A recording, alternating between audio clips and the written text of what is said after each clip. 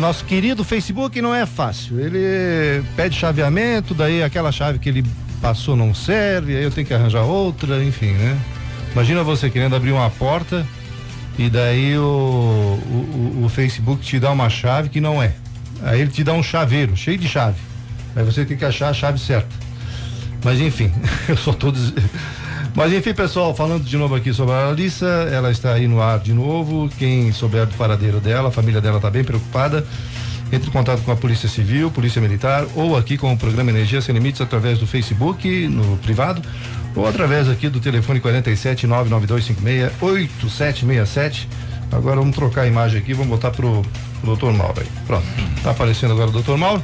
Vamos falar aqui sobre sexualidade na adolescência. Mais uma vez, bom dia agora para os internautas que estão nos ouvindo, doutor. Bom dia a todos os internautas e que acompanham o nosso programa Energia Sem Limites. Eu quero mandar um abraço para... Ela pediu para me falar o nome dela, mas como o primeiro nome dela é Maria, como tem muita Maria no mundo, ninguém vai saber quem é a Maria. Mas a dona Maria é uma senhora, né? Mas, creio eu, já um pouco... uma senhora jovem, vamos dizer assim. E ela disse que está passando por um problema muito sério na família, com um adolescente que tem problemas sexuais, né, de não aceitação, vamos dizer assim. E ela disse que estaria ouvindo o programa. E uma das coisas que ela pediu para mim falar para o senhor foi a seguinte: ela não tem, como é que eu vou dizer, ela não tem domínio sobre esse adolescente, né? Já que ela é avó do adolescente. Sim. E ela vê que várias vezes ele vai na casa dela, chora, inclusive para ir na internet, falar com outras pessoas, para a família não saber e tal. Ela não sabe mais como agir. Porque ela também não quer quebrar a confiança que ele tem nela, e também não quer deixar os pais sem saber o que está acontecendo. E daí ela disse para mim o que ela pode fazer nesse assunto. Né? Certo. Bom dia, dona Maria. Eu entendo o drama que a senhora pode estar passando frente a esse problema com o seu neto, né? A primeira coisa que eu digo para a senhora é, mesmo que a senhora não consiga estabelecer uma conversa, um diálogo com ele, com os pais dele, que a senhora leve em consideração que muito mais importante será o seu neto desenvolver ética, moral, honestidade, respeito, ser uma pessoa com qualidades morais frente à sociedade, do que propriamente estar tão preocupada de repente com o posicionamento ou a condição sexual que seu neto tem. Em segundo lugar, eu digo que a senhora deve continuar com esforços, conversando com ele na possibilidade de trazerem a família, né, os pais dele, que obviamente um deles é seu filho, para uma conversa e um diálogo aí expondo exatamente a condição sexual do seu neto. A senhora deve falar? Deve falar com o tempo, mesmo com o consentimento dele. Bom, isso. Com o consentimento dele, né? Conversando com ele, mas num trabalho de convencimento frente a ele da importância disso. Por quê?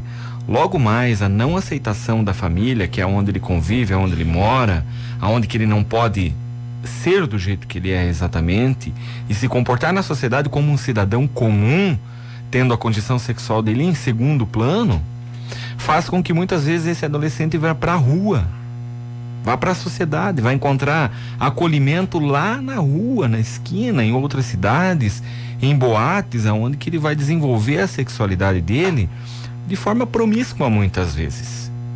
Que é bem pior, né? Que é muito pior. Aonde que começam a abrir-se portas para a experimentação de drogas, para que venha a contrair uma doença sexualmente transmissível e tenha a sua identidade fragmentada, ou seja, sofra muito com esse impacto lá fora, que a vida é muito cruel. Então, mesmo perante a não aceitação dos pais, né, uma certa turbulência, gerando no lar confusões, brigas ou sofrimento diante dessa impossibilidade dos pais aceitarem a condição do seu neto, eu ainda digo para a senhora que é necessário dialogar com ele muito, estabelecer confiança, E talvez a senhora oferecer, né, um acolhimento, um apoio, como sendo assim uma plataforma mesmo, aonde ele possa se apoiar, mas vinha e está costurando a possibilidade dessa conversa para que os pais fiquem sabendo realmente. Existe alguma idade onde a criança, o adolescente começa a se descobrir sexualmente, ou isso já nasce no embrião lá da... A ciência nos fala que entre a menina e o menino há uma diferença, né? Que a puberdade nas meninas ela vai começar a ocorrer lá nos 11, 10 anos e nos meninos um pouco mais tarde. Por exemplo, as meninas vão ter a primeira menstruação ou a menarca, então, por volta dos 11 e os 12. Mas hoje já se tem inúmeras notícias, inúmeros casos comprovados, catalogados que a menarca ou primeira menstruação já está se dando há 9, 8 anos. Isso por influência genética, né? Das alimentações também, e também de uma excitação psíquica através de comportamentos menos regrados que deveriam acontecer. Mas a idade vai aí por volta dos 10 ou 12 anos. Eu poderia, bom, não é, a gente nota que as meninas têm uma sexualidade diferente dos meninos. Por que isso? As meninas são mais maduras, elas amadurecem 2 anos antes dos meninos. É genético mesmo? É genético. Isso é genético, da carga genética feminina mesmo. As meninas têm uma maturidade sexual adiantada nos meninos. Aí você pode notar, por exemplo, que meninas de 12 ou 13 anos, elas têm amizade ou se aproximam para descobrir a sexualidade de meninos um pouco mais velhos que elas. De 14, de 15, 16, até mais, porque os meninos da idade de 11 ou 12, eles não têm a maturidade delas ainda, eles não acompanham isso. Tá, e... Por exemplo, né, a gente está falando sexualidade, mas a sexualidade ela é muito ampla, né? Sem dúvida. Por exemplo, uma mãe que vive colocando mini saia na menina de 5 anos, que coloca batom, inclusive leva ela para fazer o cabelo. Isso é estar adiantando a sexualidade ou não tem nada a ver? Isso só tem a ver com a questão de beleza mesmo? Sem dúvida alguma, Dilmei. Né? Sem querermos adentrar aqui numa posição ditadora, numa posição de onipotência, dizendo que nós é que sabemos o que se deve fazer, porque no âmbito da família os pais é que têm, né, essa autoridade. Mas perante a ciência, e principalmente perante a ciência da psicologia, nós podemos afirmar que isso tem uma contribuição muito negativa. Criança deve assistir, sim, Galinha Pintadinha, Castelo Rá-Tim-Bum, os programas educativos. Ela deve brincar e se vestir como criança. Há muito que se descobrir do mundo, né, da ludo, da vivência com objetos, mesmo com pessoas, mas dentro da esfera infantil. Isso contribui sim para o adiantamento dos próprios hormônios da criança, aonde que aí a menarca, então a primeira menstruação, muitas vezes já está acontecendo até os 8 anos, causando um desequilíbrio muito grande na criança, né, que vai sofrer isso pelo resto dos seus dias. Tá, e havendo, vamos supor assim, descobrimento dos pais cedo que eu digo com 4, 5, 6 anos de uma homossexualidade, o que deve se fazer? Procurar um psicólogo, um médico, hormônio, o que se faz? Veja bem, Dilmei, nas minhas experiências clínicas, muitas vezes eu dialogo, né, com pacientes homoafetivos, e eles não vão tratar a sua homoafetividade dentro do setting terapêutico, eles vão tratar de outros problemas, porque a sua sexualidade está muito bem resolvida. São pessoas éticas, pessoas que trabalham, pessoas que se preocupam com a família, pessoas que respeitam, sexualmente falando, muito mais saudáveis do que muitos heterossexuais. Então, quando os pais perceberem isso, eu convido eles a fazerem uma reflexão para que não tapem o sol com a peneira, que não neguem isso, que seu filho tem trejeitos, por exemplo, diferentes, e que orientem ele, em primeira instância, se preocupando em ele ser um bom cidadão, construindo ética, construindo moral, construindo uma vida psiquicamente saudável, e orientem ele sexualmente da mesma maneira que um heterossexual, que ele respeita o seu corpo, que ele respeita as pessoas, que ele não tem necessidade de, quando ele vir a ser adolescente, como diz o jargão popular, empurrar goela abaixo os seus comportamentos, né? Por exemplo, de querer beijar uma pessoa do mesmo sexo, na frente de todo mundo na escola, porque nós partimos do princípio que heterossexuais também não precisam dessas práticas frente às outras pessoas. Então que ele viva a sua vida saudável sexualmente, mas no seu espaço, né? Com discrição, com sutileza, com educação. Eu acho que, eu não sou psicólogo, né? Mas eu acho que às vezes a criminalização, ela está dentro da pessoa. Ela mesmo se criminaliza ou ela criminaliza outras pessoas que não são iguais a ela, né? E uma coisa que eu falo sempre pro meu filho, talvez até ele esteja escutando aí agora, é respeitar as diferenças. Sem dúvida. Seja ela qual for. Sem dúvida. Né? Porque cada vez mais, eu falei isso para ele já esses dias, eu disse para ele, o maior problema da humanidade futuramente vai ser as diferenças. Sim. Você vai ver um do avesso, outro do direito, um com a orelha na cabeça, outro com a orelha no pé. Essas diferenças, elas vão ter que ser aceitáveis, senão ninguém consegue viver com ninguém. Sem dúvida alguma. Mesmo que elas sejam gritantes, que isso... Bizarras, que isso mais ou menos ofenda os teus princípios morais, mas o caminho é o respeito por essas diferenças, né? Quando nós vemos muitas vezes um indivíduo que transgride, digamos assim, as normas sociais, né? Que se vista de uma forma muito impactante, né? Ou seja, que saia fora dos padrões, nós temos que levar em conta que muitas vezes esse indivíduo está querendo ser reconhecido, é um grito muitas vezes dele para ser notado, né, diante da sociedade, o que ele não encontrou dentro do lar. Aí eu pego um gancho da tua pergunta anterior, Dilmei, sobre como os pais orientarem ou como eles se comportarem diante, né, do filho estar dando sinais de que ele possa estar dentro de uma identidade psicológica ou afetiva. Vai bem nesse caminho, que os pais se preocupem em orientá-lo a uma vida saudável. Que se ele for um homo afetivo, ele vai ser um homo afetivo, mas antes de tudo ele vai ser um cidadão e vai se comportar dentro, né, de parâmetros aí sociais e psicológicos, aonde que ele não será um problema de forma alguma.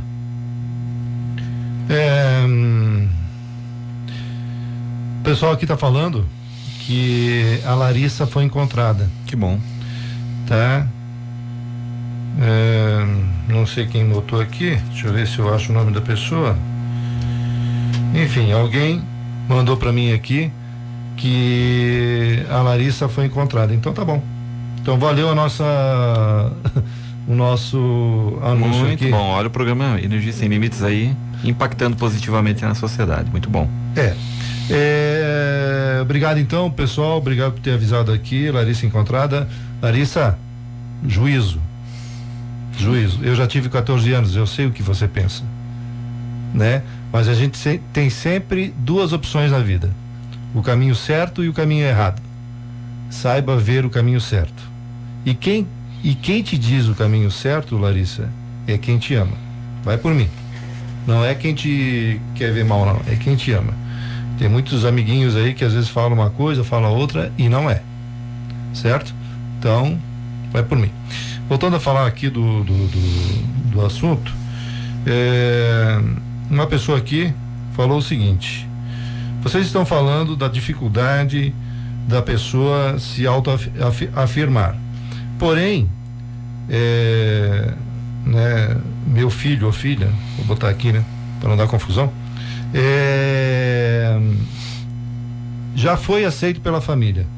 O nosso maior problema são os nossos vizinhos e nossos amigos. Eu devo tratá-los com indiferença? Bem, se ela tem amigos, né? O círculo agora, dele né, de amigos tratam com desdém ou não aceitam essa condição do filho ou filha dessa pessoa que está se comunicando, é o momento de fazer uma peneira, como se diz o jargão popular, né? Jogar o que é ruim para fora, né? Sim, exatamente. E por certo haverá círculos de amizade, pessoas compreensivas, pessoas evoluídas com um olhar bem mais saudável, né? Perante esses tempos aí pós-modernos, como se chama, que é o agora, né? O contemporâneo, para que se relacione com essas pessoas, porque não vai estar contribuindo de forma alguma nem para a saúde aí do casal, né? Do conjunto familiar, e nem do filho dela que já se aceitou, que a família dela já aceitou também, e estar aí jogando esses elementos aí tão negativos e tão doentes, né? Se movimentando dentro de grupos aí de vizinhos ou de amigos que não aceitam, não vou dizer a indiferença, mas que ela tente fazer uma peneira. tente separar, né? Trazer o que é bom para perto de si. Minha filha tem 16 anos e está namorando com um rapaz há 2 meses e já quer dormir na casa dele. O que devo fazer? Dentro de uma orientação, né, do estatuto até do adolescente. Deixa ou não deixa? Né? Não deixaria, né? Como psicólogo eu falo que não estamos num âmbito saudável. Não estamos. Ela é de menor ainda, né? Mas as brigas, Mauro, como é que faz? Chegamos num ponto crucial, numa encruzilhada, né? Há que se essa família fazer uma reflexão de como foi a orientação até aí, ver aonde que faltou de repente o diálogo sobre essa base dentro da sexualidade. Muitas vezes nem faltou, né? É o mundo lá fora que convida essa adolescente a se comportar dessa forma. São os desejos dela, a flor da pele, né? Querendo ter momentos íntimos com o seu namorado.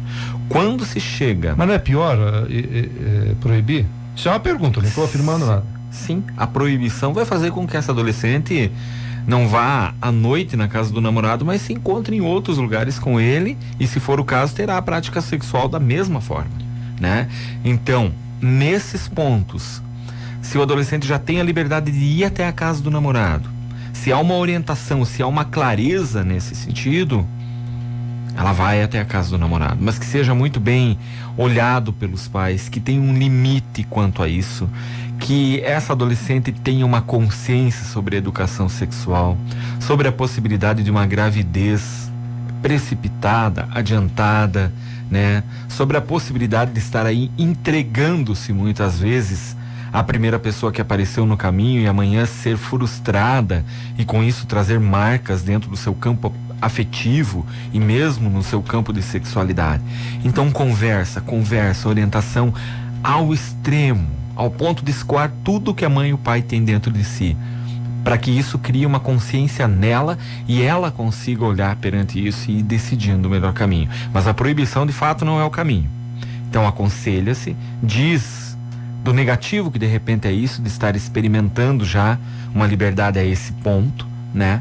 Mas se não há jeito, mesmo o proibir seria quase indiferente, né, de um meio, porque a pessoa vai achar momentos e espaços diferentes e sempre tocar no assunto que ela está no momento de namoro, de enamoramento, de conhecimento, de encantamento, e que não se quebra esses portões apressadamente, porque o encanto e a magia pode ser quebrado até antes do que teria de repente ocasiões de viver uma coisa muito mais bonita. Mauro, posso falar uma coisa para você? Como pai de um filho de 24 anos. Sim, sem dúvida. Me afoguei agora. Como pai de um filho de 24 anos, conversar com a outra família não iria resolver também? Também, sem dúvida alguma. Porque se você está segurando aqui e a outra família está soltando lá... Sem dúvida alguma. Eu conheço mães de um meio que no momento que os filhos começam a se relacionar e ter namorados, ou mesmo primeira grupo coisa de que amigos, fazer é falar com a família. As mães têm até grupos de WhatsApp, as mães amigas, por exemplo, dos adolescentes, para estarem se comunicando. Meu filho foi na sua casa, até que horas eles vão ficar, eles estão aí mesmo. Olha a dica aí do né? Como que minha filha conheceu o teu filho, eu gostaria que fosse assim, o que vocês me dizem, que local da tua casa vocês ficam, porque os pais têm essa autoridade de terem um limite, pelo menos, de adentrarem em um certo espaço dos filhos adolescentes. Isso não é invasão, né? Isso não é ditadura, isso não é nada. É compromisso de pais conscientes. Eles devem entender o que se passa na vida dos adolescentes. Não é cerceamento de direitos. De forma alguma, né? É um ato de amorosidade. Talvez até, Mauro, continuando aqui minha explanação, talvez contrária ao seu pensamento, eu usaria isso como benefício. Mas sem dúvida. De que forma? Tá bom, você vai lá na casa dele e tudo bem, mas vocês dois vão estudar hoje. Sim, é muito bom a tua ideia. Não deixando de eu falar que, por exemplo, isso assusta muita gente, né? Nos tempos de hoje, onde que a disciplina não é mais levada em conta, o estudo, então um pai trazendo uma proposta dessa vai ser olhado, porque é carola, porque é careta, está dentro do saudável. O caminho seria você pega, esse, né? Meu filho é o Mauro. Aí o Mauro quer namorar com a Joaninha lá. Aí o Mauro vem cá. E a Joaninha também. Quais são as suas dificuldades na aula? Deixa eu ver aqui as notas. A nota é matemática. Vamos dar um Google aqui nessa matéria, vamos ver e tal. Conversar sobre o assunto e tal. Leva ali 1 hora, 2 horas, 3 horas, sei lá. mas eles veem que você está presente nessa relação também. Marcar presença, isso é importante. Presença, é. Os pais têm que marcar, os pais têm que estar presentes, mesmo fisicamente distantes, né? Aí isso vai começar lá mesmo com as bases, né? Onde que a figura dos pais, ela seja evocada mentalmente pelos filhos com elementos de respeito, de amorosidade, entendendo, como você disse lá sobre o caso da Larissa, né? De que os pais representam figuras amorosas, eles querem o bem para os filhos. E claro, os pais também têm que aí se conter um pouco nas proibições, né? Porque os namoros precoces também não são realidades de hoje, né? A gente sabe que isso já existia no passado. Porém, hoje os meios, as formas de se relacionar, elas são um pouco mais libertinas, digamos assim, que há alguns anos atrás. E você vê, né? Talvez se eu não tivesse falado nada aqui, a Larissa continuaria, mas talvez ela está fazendo hoje uma meditação daquilo que ela fez. Sem dúvida alguma. Né? Da repercussão que deu. O rapaz, quando eu falei hoje de manhã com ele ficou assustado. Ele disse, não, isso e aquilo, não sei se era verdade também, isso lógico, isso aí, depois eles vão ver lá com eles. Mas eu acho que as pessoas, elas têm que levar esse susto, entre aspas, para ver que nem tudo dá para fazer. Sem dúvida. A Larissa, pelo que me consta nas notícias, tem 14 anos 14 apenas, anos. né? É uma adolescente... 14 para 15 agora. Sim, é uma adolescente indo para a juventude logo mais, né? Nós podemos dizer que o período tão turbulento da adolescência para a juventude é quase como a puberdade, como de criança para adolescente. Ela está se sentindo muitas vezes, né, capaz do domínio da própria vida, dona de si mesma, dona do próprio corpo, mas eu diria que nos casos, né, de uma adolescente como a Larissa, ela tem muito para conhecer da vida e do mundo e não está totalmente circunscrito somente a relacionamentos. Você já teve 14 anos? Sem dúvida. Como é que você era com 14 anos? Você tinha vontade de sair de casa? Rebelde, bastante então, rebelde. Eu tô falando, né? Não gostava que me falassem não, me sentia onipotente, mas meus pais conseguiram sempre construir uma linha de limite, né? Eu ia até que eu parava. Por exemplo, jamais passar pela minha cabeça chegar em casa no outro dia sem avisar. Isso não existia. Não estava na esfera da realidade, né? Porque sempre eu ouvi dos meus pais, dos meus avós, que eu tinha, né, a necessidade, eu tinha a obrigação de respeito, estava debaixo do teto deles, estava sustentado por eles, então eu devo respeito. Você falou de avós, né?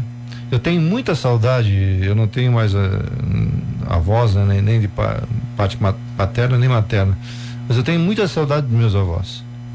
Por maior que tenha sido assim, hoje, né, se eles estivessem me falando as coisas que eles me falaram lá, que na época eu achava errado, hoje eu acho importante. Eu acho importante eles falarem as coisas que eles falaram para mim, as histórias que eles me contavam. Meu avô, por parte de pai, é totalmente diferente do meu avô por parte de mãe, por exemplo. Eles eram opostos, assim. A minha avó, por parte de pai, também era totalmente oposta à minha avó por parte de mãe. Mas cada um tinha o seu ensinamento.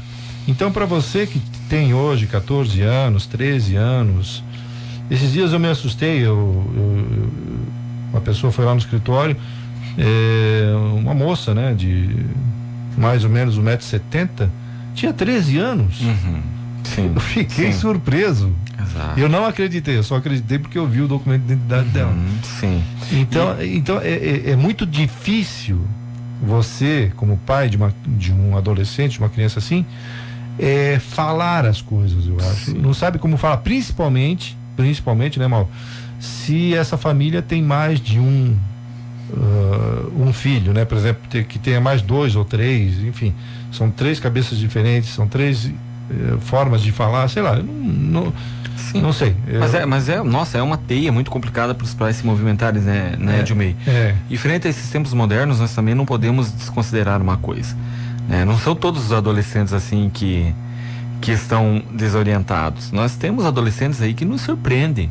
Tem casos que adolescentes vêm trazendo para dentro de um setting terapêutico a preocupação deles para com os pais. Adolescentes que relatam, olha, eu não sei mais o que fazer, a minha mãe separou do meu pai, está no 3º namorado e é desmiolada e traz o namorado para dentro de casa e eu não concordo com isso.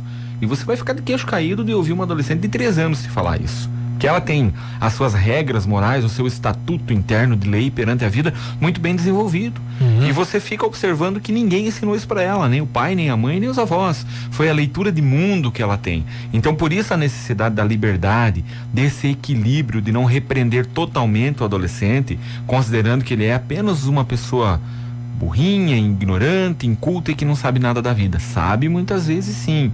Ou seja, né, Dilmei, como você começou o programa hoje, a observação nos primeiros traços do comportamento dos filhos, do que eles falam, as amizades que têm, os lugares que vão, o que eles relatam, é a bússola que irá nortear os pais para o resto da vida até a educação desse menino. Vou te dar outra bússola aqui. Vamos lá. A minha filha, ela colocou filha e disse que pode falar que é filha. Tá, beleza. A minha filha recebe muitos vídeos. Tempos atrás eu vi alguns, né? Alguns deixam a desejar, palavras dela aqui, na questão de educação. O que eu devo fazer? Devo bloquear ela de ver esses vídeos ou devo deixar e ensinar para ela o que é correto e o que é errado? Ela já promoveu o discurso acertado aí, perguntando, né? Dependendo da idade, logicamente, se for uma filha de 17, 18 anos não dá mais. Mas se tem 11, 12, né? Ela deve proibir sim, ela deve bloquear. Os pais precisam ter senhas, né, Dilmei? Pais de crianças. Mas é uma invasão de 10, de privacidade? Com crianças de 10, 11, 12 anos? É uma pergunta. Não é invasão de privacidade de forma alguma, não. Porque o mundo virtual, ele tem um até elemento onde vai, então, até onde vai a privacidade de uma criança? Ou ela não tem? Da criança? A privacidade da criança em termos de jogos eletrônicos, de adentrar em sites, Vídeos. não existe. Não existe. Não existe linha de privacidade. Logicamente, se os pais tiverem a senha e souberem controlar, por exemplo, ela tem programas que ela irá assistir no YouTube, tem jogos que ela pode, tem sites que ela pode, aí sim a privacidade dela navega dentro disso. Os pais não vão precisar ficar acompanhando, vendo, criticando toda hora. Ela é livre para se movimentar dentro desse espaço limitado.